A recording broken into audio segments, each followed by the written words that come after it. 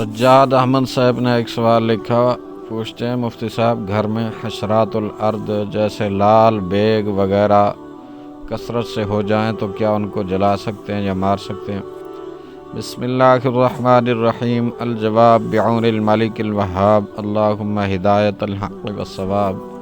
گھر میں اگر اذیت دینے والے حشرات الارض لال بیگ وغیرہ کثرت سے ہوں تو انہیں کسی دوائی سپرے وغیرہ سے مارنا تو جائز ہے، لیکن انہیں آگ سے جلانا جائز نہیں۔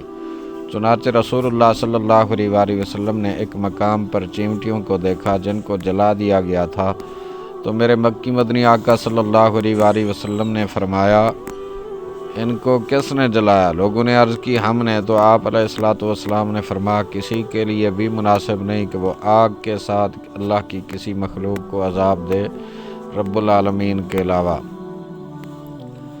صحیح ابو داؤد ابواب النوم باب فی قتل الذر۔ در مختار مارد المختار میں ہے،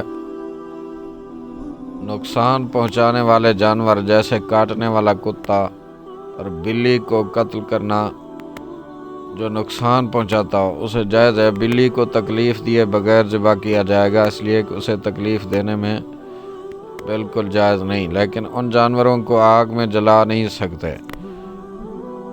ٹڈی، جوں اور بچھو کو جلانا بھی مکروہ لکھا ہے، اور نقصان پہنچانے والی بلی جیسے کہ وہ بلی جو کبوتر اور مرغی کھاتی ہو۔ مصنف کا قول ہے کہ ٹڈی کو جلانا مکروہ یعنی مکروہ تحریمی ہے، اور سانپ بچھو کی مثل ہے۔